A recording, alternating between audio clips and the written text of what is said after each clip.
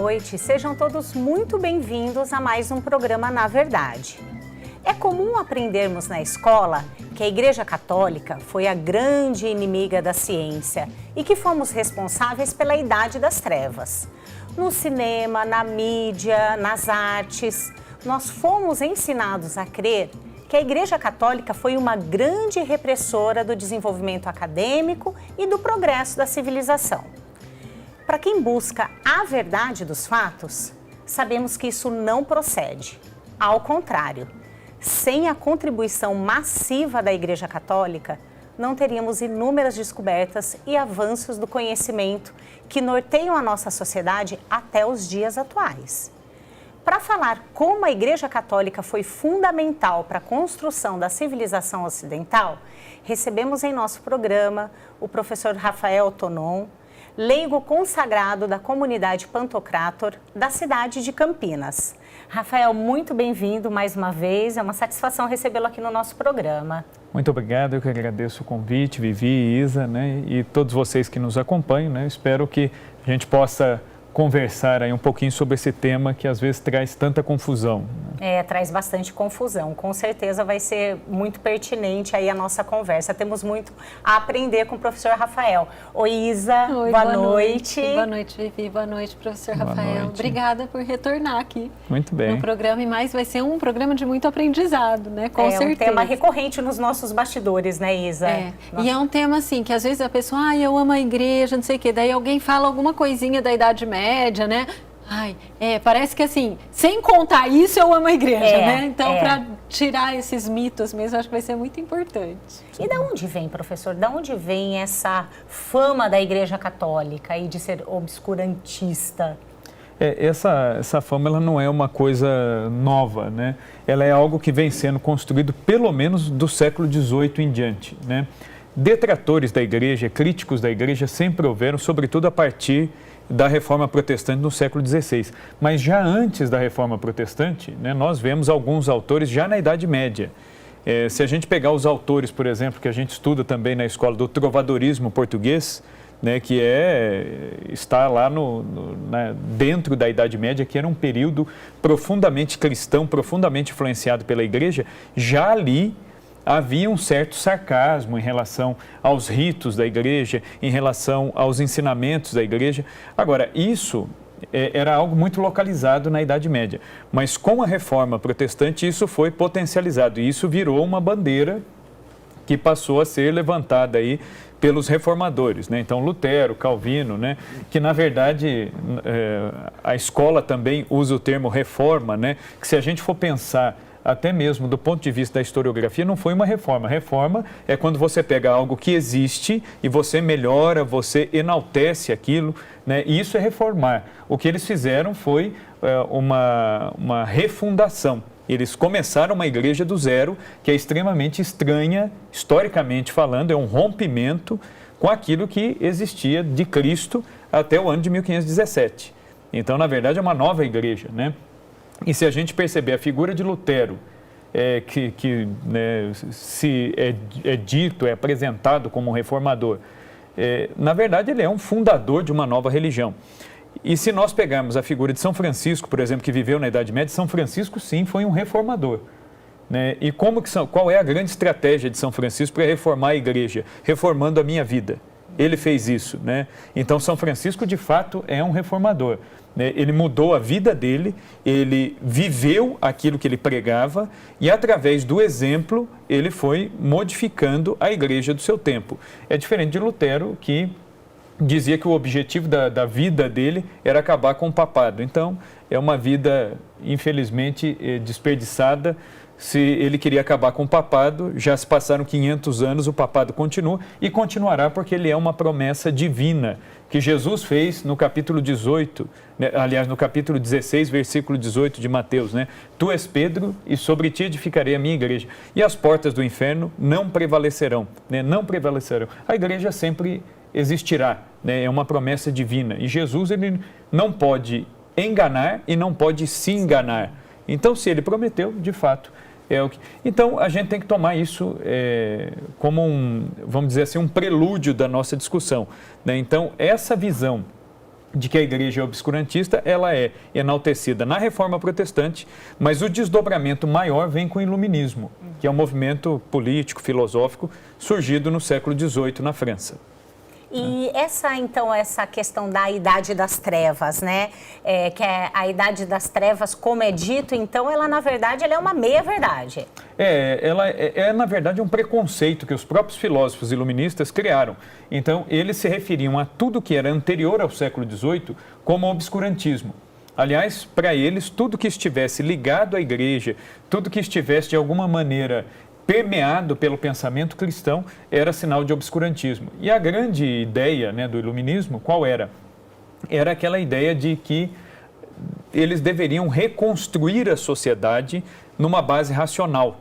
E querendo ser racionais, eles se tornam irracionais, né? Porque a própria razão humana, os próprios filósofos pagãos anteriores a Cristo admitiam racionalmente a existência de Deus, a existência da verdade absoluta. Então, os iluministas, eles acabavam negando a própria filosofia, né, que eles queriam enaltecer.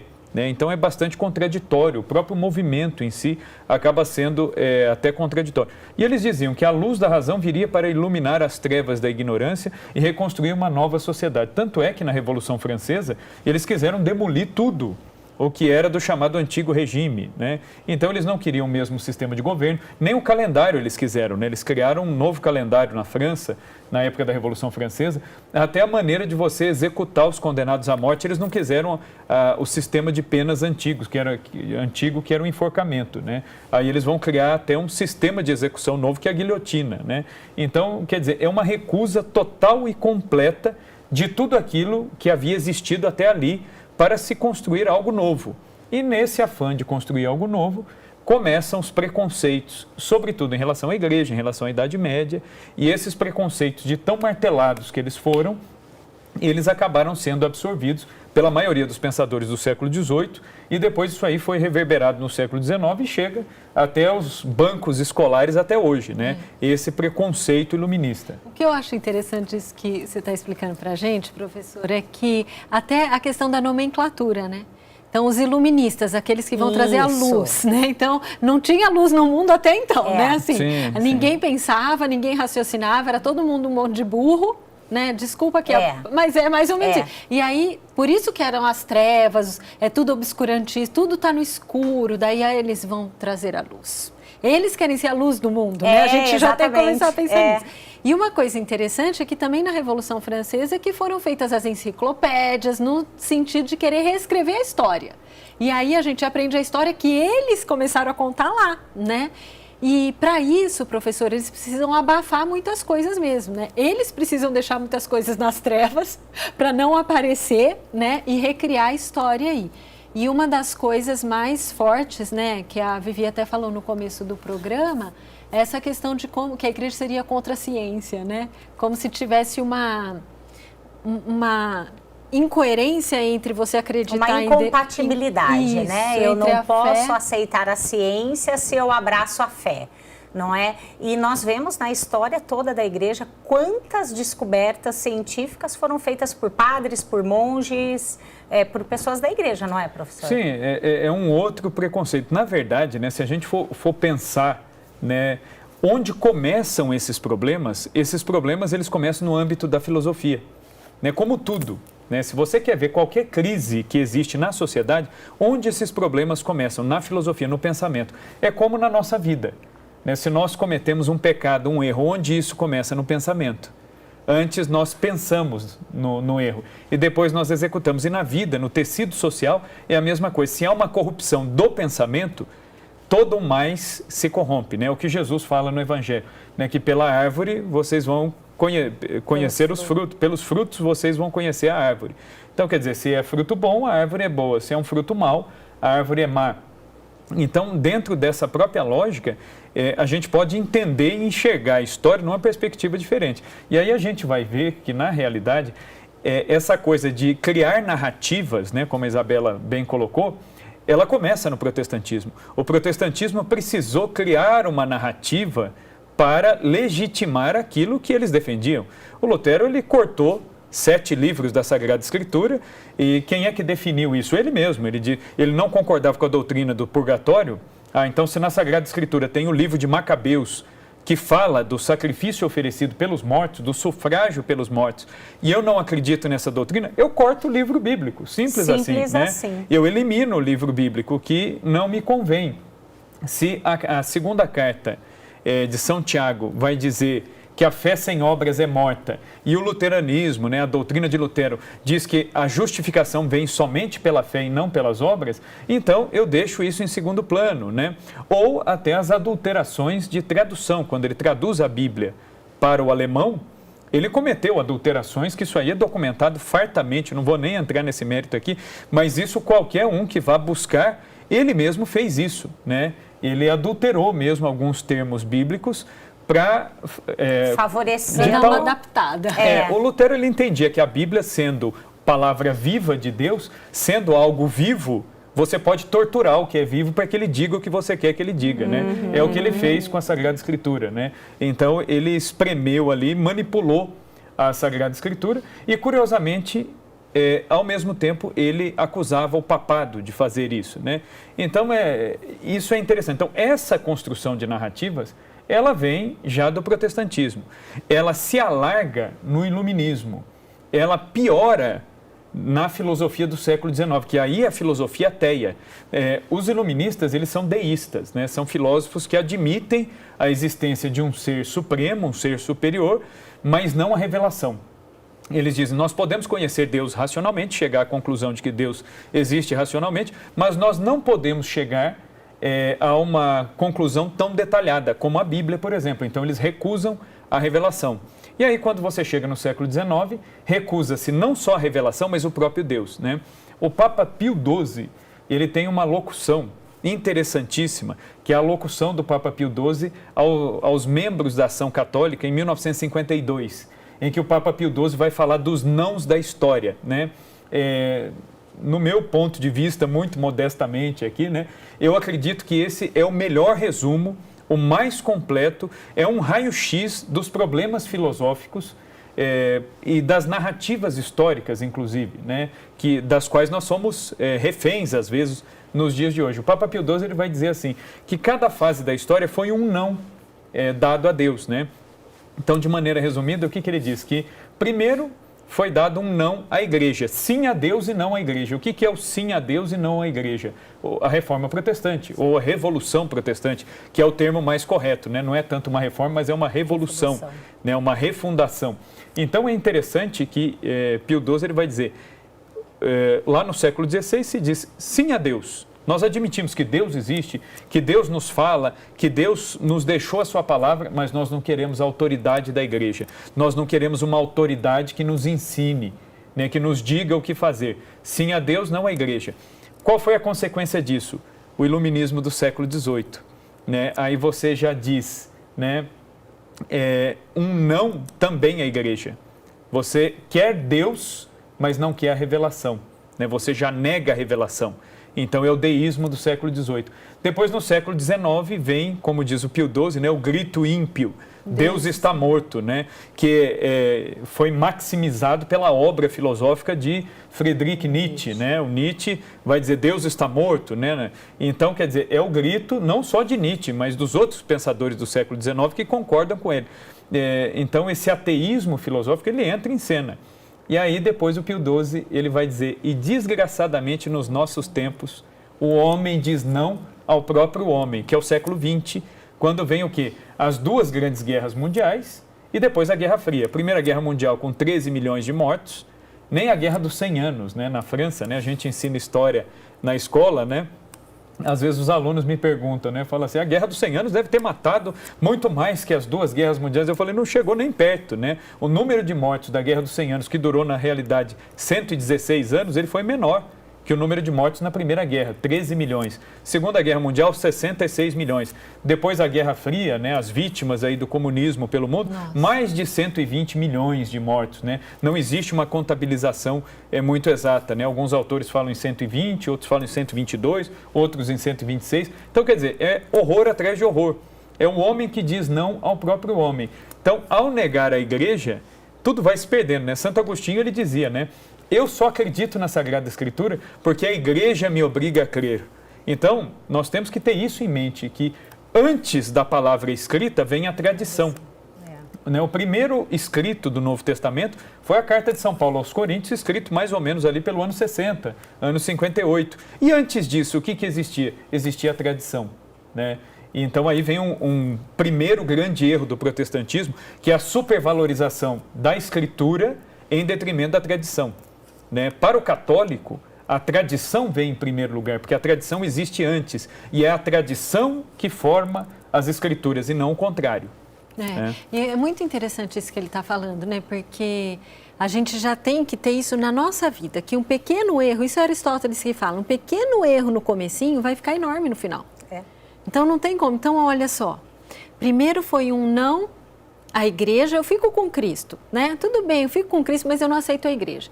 Só que a igreja é a face de Cristo.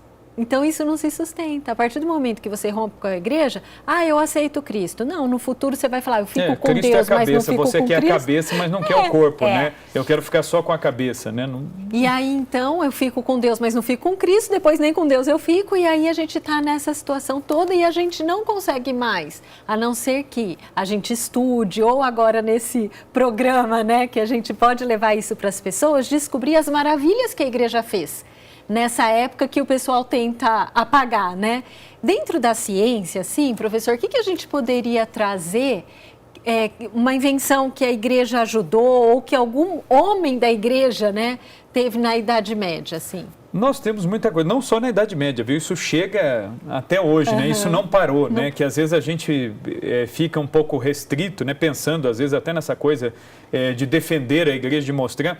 O antigo bispo de Campinas, né? O Dom Antônio Maria Alves de Siqueira, né? Que foi bispo de Campinas, ele escreveu na década de 40, ele era reitor do Seminário de São Paulo, e ele escreveu um livrinho sobre filosofia da educação. E ele dizia assim que a melhor apologia da igreja é a apresentação da sua história. A igreja não precisa de ninguém para defendê-la, basta contar a história dela, que qualquer pessoa de bom senso já vai entender que as coisas ali se ligam, se juntam, os pontos estão todos interligados e pronto, não precisa de mais nada. E isso serve para a igreja no passado e no presente, né? A igreja sempre teve esse interesse científico. Se a gente olhar para a Idade Média, por exemplo, o sistema universitário, ele foi fundado, ele foi criado a partir das escolas monacais. Surgiu de dentro dos mosteiros e a partir também das escolas episcopais. Os bispos, em geral, sustentavam ao lado das suas catedrais, ou às vezes até dentro das suas catedrais, dentro das dependências da própria catedral, escolas para as crianças ali, da cidade onde a catedral se encontrava. Os mosteiros faziam o mesmo. É a partir dessas instituições de ensino que vão nascer as universidades medievais, né? Então, a igreja é acusada de ser obscurantista, mas quem mais promoveu, salvaguardou e preservou a educação, né, na Idade Média foi a igreja, né? Basta a gente pensar, no ano 476 o Império Romano caiu. O que aconteceu? Os bárbaros tomaram conta da Europa. Em termos de instituição política e jurídica, não sobrou nada. A Europa virou uma coxa de retalhos com povos que, inclusive, eram antagônicos entre si. Os bárbaros não se entendiam, inclusive, entre si. O único ponto capaz de catalisar esses bárbaros e trazê-los à luz da civilização, aí sim é um iluminismo de verdade, foi a Igreja Católica. A Igreja, quando a gente diz que ela construiu a civilização, ela construiu primeiro porque ela salvou o que havia de bom da civilização clássica. Então, aquilo que havia de bom da filosofia grega, do direito romano, da arquitetura, das artes, isso foi preservado pela Igreja, foi preservado grandemente, inclusive, pela obra dos monges, né? São Bento, ele viveu nessa época da queda do Império Romano, ele fundou os monges beneditinos. Os mosteiros beneditinos eram refúgios não só espirituais, eram refúgios culturais, né? Aquilo que havia da cultura romana que estava sob a ameaça dos bárbaros, porque os bárbaros, em sua maioria, eram, inclusive, analfabetos. Para eles, um livro não tinha valor nenhum, servia para acender fogueira, né? Quando muito, né? Então, quer dizer, não tinha tanta importância. Então, quer dizer, quem é que vai preservar isso? A Igreja. A igreja vai educar esses bárbaros, a igreja vai alfabetizar esses bárbaros, a igreja vai ensiná-los. Em muitos lugares, na França, por exemplo, muitos dos bárbaros ali que viviam na França, eles aprenderam técnicas de cultivo da terra, né, a prática da agricultura com os monges, né, que ensinavam esse tipo de coisa. Não é só um ensinamento espiritual, mas é um ensinamento cultural, é um ensinamento prático para a vida, né? Então, isso veio da igreja, a igreja salvou isso aí. E é interessante que alguns bárbaros convertidos ao cristianismo, eles não deixaram de ser bárbaros da noite para o dia. Às vezes eles continuavam atacando, continuavam... Né? Os costumes ainda eram bárbaros, ainda a educação não era, né, uma educação tão elevada, mas ainda assim é interessante ver essa interação dos bárbaros com a igreja. Tinha povo bárbaro que quando invadia um território, há relatos muito interessantes disso, que como eles gostavam dos padres, dos bispos, porque os romanos, os cidadãos romanos, quando olhavam para a cultura do bárbaro, falavam, é um indivíduo que não sabe falar direito, não sabe ler, não sabe escrever, não tem nada da minha cultura. O que aconteceu com os romanos? Um êxodo urbano imenso, eles fugiram das cidades e foram viver nas vilas romanas, nas suas vilas, para se afastar dos bárbaros. E quem acolhe esses bárbaros? Os homens de igreja. E aí é interessante que os bárbaros desenvolvem uma estima ainda ao modo bárbaro, mas muito interessante. Quando eles invadiam cidades, às vezes eles saqueavam as cidades e pegavam os livros todos e levavam de presente para os padres, né? Davam de presente para os monges, né? Dizendo, olha, né, a nossa maneira de agradá-los. É uma maneira não das mais adequadas, né? Mas, enfim, muita coisa acabou sendo preservada graças a isso. Então, a igreja ela cultivou, né, essas instituições, instituições inclusive para meninas, né? Se você pegar a sociedade romana, ainda é uma sociedade onde a mulher, embora ela tivesse uma certa liberdade, você não ouve falar de instituições educativas voltadas para mulheres, né?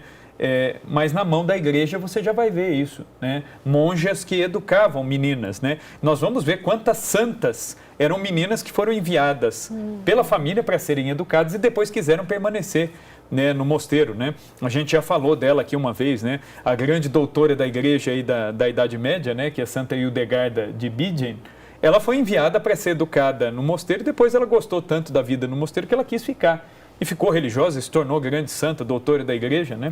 Então, isso é um exemplo dessa amizade da igreja com a ciência. Fora as grandes traduções, as traduções dos clássicos que nos chegaram até hoje, clássicos gregos, clássicos romanos, só foram preservados graças à obra dos monges copistas, que preservaram, né? Os originais já não existem, mas as cópias fidedignas, né? Fidelíssimas daquilo que existia, elas chegaram até nós graças à igreja.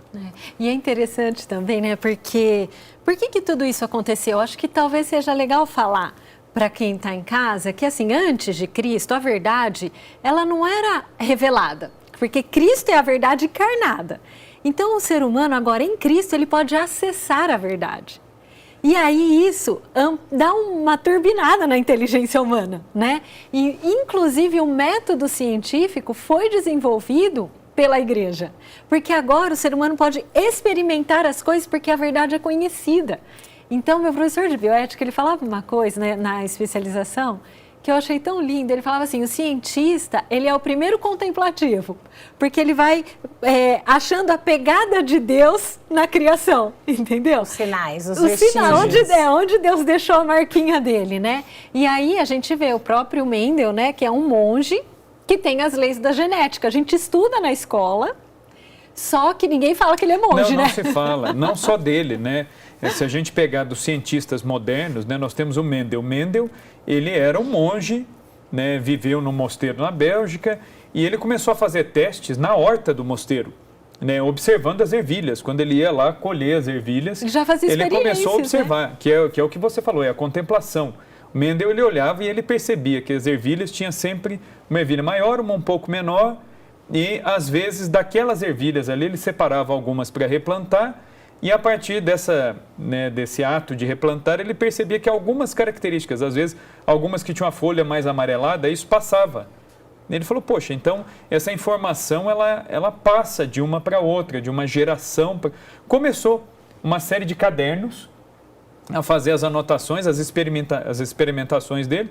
e descobriu a genética. Ele é o pai da genética, só que ninguém deu bola, né? O Mendel tentou publicar isso em revistas científicas no século XIX, ninguém deu muita atenção. Isso ficou engavetado, né, na biblioteca do mosteiro, e quase 50 anos depois da morte de Mendel, é que isso foi retomado, e aí percebeu-se a grandeza daquilo que ele tinha já descoberto ali, né? E, tirando ele, né, nós podemos falar de outros. Nós temos no século XX, é o caso, por exemplo, do padre Lemaitre, né, que é um outro padre belga também, amigo do Einstein, amigo de vários cientistas célebres aí do século XX. O padre Lemaitre, ele começou a fazer uma série de estudos, era um padre jesuíta, né, religioso, e através de estudos geológicos, químicos, físicos, ele chegou à conclusão de que o mundo havia se originado a partir de uma grande explosão. Daí o nome, Big Bang. Vem a teoria do Big Bang. Na escola, fala-se da teoria do Big Bang, mas não se fala de quem criou a teoria e não se fala de quem é o criador, né? No máximo, eu já procurei em vários livros escolares, fala-se assim, o cientista Georges Lemaitre, ou o cientista Lemaitre, mas não se diz o cientista Padre Lemaitre, o jesuíta Padre Lemaitre, né? Então, há uma intenção, às vezes... Era isso que eu ia perguntar. A impressão que eu tenho, professor, é de que há essa intenção de não dar qualquer link de toda essas descobertas científicas com relação à Igreja Católica, né? Há uma intencionalidade nisso, de ocultar aquilo que a Igreja fez em termos de contribuição científica. Por quê? Porque aí vai ser um furo na minha narrativa. Se eu digo que a Igreja é obscurantista, que a Igreja é contra a ciência, como que eu vou dizer para o meu aluno que um padre criou a teoria do Big Bang, que um padre criou a teoria da genética? Copérnico, né? Então, também, quer dizer, não? Nicolau Copérnico era cônego, né, da Catedral de Cracóvia, né, na Polônia. É um cônego polonês, né, que inclusive descobriu a teoria, né, heliocêntrica, ele que falou da teoria heliocêntrica. O pessoal dá muito crédito para o Galileu, mas antes do Galileu, o Copérnico havia afirmado isso, e o Galileu desenvolveu a teoria a partir dos experimentos de Copérnico. E de onde que o Copérnico fazia esses experimentos? Usando uma luneta na torre da igreja dele, né, da própria paróquia dele. Ele instalou uma luneta na Torre dos Sinos, que é de onde ele fazia as observações, as anotações dele. E é ele que chegou à conclusão de que a Terra não é o centro, né, do nosso sistema, mas sim o Sol, e de que a Terra gira em torno do Sol. É um padre, né, fazendo essa afirmação. O próprio Galileu era um amigo muito íntimo, muito próximo dos padres jesuítas, né? O Galileu, ele tem até uma fala interessante, né, porque ele sabia que os jesuítas eram muito amigos da ciência. E o Galileu, ele era amigo dos jesuítas que fundaram o Colégio Romano, né, que depois virou a Pontifícia Universidade Gregoriana, né, que existe até hoje, né? E o fundador do Colégio Romano era o padre Clavius, que era um cientista. O homem estudava de tudo, estudava física, química, tinha um conhecimento de astronomia muito vasto, discutia, né, com astrônomos, com matemáticos de igual para igual, né? Às vezes, inclusive, ele conseguia rebater algumas teorias, né? Então, o próprio Galileu, ele dizia, se a Companhia de Jesus não tivesse produzido nada de bom no mundo, pelo menos ela teria produzido um padre Clavius. Esse elogio, já valeria por ele. Esse elogio vem do Galileu, né, do Galileu Galilei. E é interessante que o próprio Galileu, quando ele desenvolve uma série de teorias dele, antes de chegar nessa melhoria, né, da teoria de Copérnico, porque o Copérnico vai dizer, o Sol está no centro e a Terra gira em torno. O Galileu, ele vai melhorar, ele não vai ficar só numa teoria, né? Então o Galileu, ele aprimora isso e vem a teoria da translação e da rotação. O Galileu, ele ainda descobre que a Terra, enquanto fazia esse caminho, esse percurso em torno do Sol, ela girava em torno do seu próprio eixo, né? E é interessante que, antes de propor essa teoria, ele leva essa teoria até o Colégio Romano para discutir com os padres jesuítas. Inclusive, os padres jesuítas fizeram algumas correções matemáticas e tornaram o cálculo do Galileu mais exato. Então, o cálculo de Galileu foi corrigido pelos jesuítas. Tamanha consideração que ele tinha. Tamanha consideração. Não é? E aí, no que o pessoal pega, né, no pé? Fala, mas o Galileu foi processado pela Inquisição. Né? O Galileu, ele negou as teorias dele por medo, né? Na verdade, o que o Galileu acabou cometendo? Quando a Inquisição vai questionar o Galileu, é porque o Galileu, ele acabou transitando num campo que não era o dele, que é o campo teológico. Ele andou falando uma série de besteiras sobre a Eucaristia, sobre as questões teológicas relacionadas à Virgem Maria, ele entrou num campo que não era o dele. E aí mas aí é curioso que o que é veiculado é exatamente que o problema dele foi por ciência, conta né? da ciência. Da ciência, né? E é muito interessante quando nós percebemos realmente essa intencionalidade na manipulação. Nós estamos vendo aqui toda a contribuição da Igreja Católica, especialmente para a ciência, que nós falamos muito nesse bloco, mas fica aí que nós voltamos rapidinho, tem muito mais de contribuição da nossa Igreja. Nós já voltamos.